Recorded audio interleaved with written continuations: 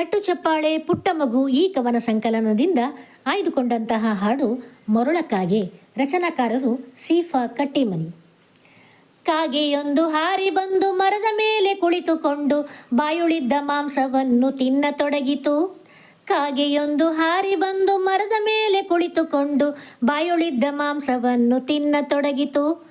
ಠಕ್ಕನರಿಯು ಇದನ್ನು ಕಂಡು ಮಾಂಸವನ್ನು ಎತ್ತಲೆಂದು ಮರದ ಕೆಳಗೆ ಓಡಿ ಬಂದು ನಿಂತುಕೊಂಡಿತು.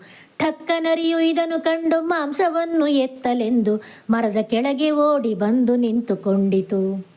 ಕಾಕರಾಜ ನೀನು ನಮ್ಮ ವನಕ್ಕೆ ಬಹಳ ದಿನಕ್ಕೆ ಬಂದೆ, ಕಾಕರಾಜ ನೀನು ನಮ್ಮ ವನಕ್ಕೆ ಬಹಳ ದಿನಕ್ಕೆ ಬಂದೆ, ನಿನ್ನ ಕಂಡು ನನ್ನ ಮನಕ್ಕೆ ಹರುಷವಾಯಿತು, ನಿನ್ನ ಕಂಡು ನನ್ನ ಮನಕ್ಕೆ ಹರುಷವಾಯಿತು.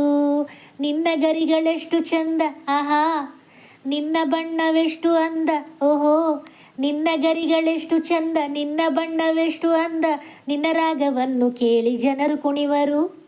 ಕಾಕರಾಜ ನೀನು ಈಗ ಹಾಡನೊಂದು ಹಾಡು ಬೇಗ, ಕಾಕರಾಜ ನೀನು ಈಗ ಹಾಡನೊಂದು ಹಾಡು ಬೇಗ, ವನದೊಳಿದ್ದ ಪಶುಗಳೆಲ್ಲ ಕೇಳಿ ಕುಣಿಯಲಿ, ವನದೊಳಿದ್ದ ಪಶುಗಳೆಲ್ಲ ಕೇಳಿ ಕುಣಿಯಲಿ.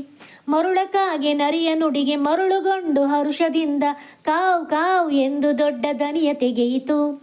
ಮರುಳಕ್ಕಾಗೆ ನರಿಯ ನುಡಿಗೆ ಮರುಳುಗೊಂಡು ಹರುಷದಿಂದ ಕಾವು ಕಾವು ಎಂದು ದೊಡ್ಡ ದನಿಯ ತೆಗೆಯಿತು. ದನಿಯ ತೆಗೆಯಲೊಡನೆ ಅದರ ಬಾಯೊಳಿದ್ದ ಮಾಂಸವೆಲ್ಲ ನರಿಯ ಬಾಯಿಯೊಳಗೆ ಬಂದು ಬಿದ್ದು ಬಿಟ್ಟಿತು.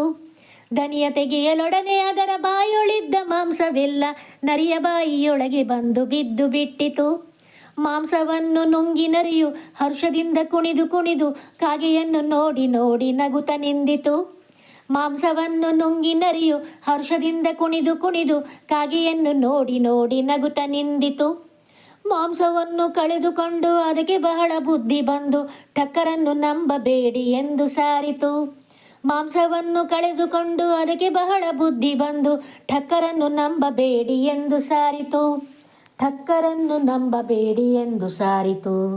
ಠಕ್ಕರನ್ನು ನಂಬಬೇಡಿ ಎಂದು ಸಾರಿತು.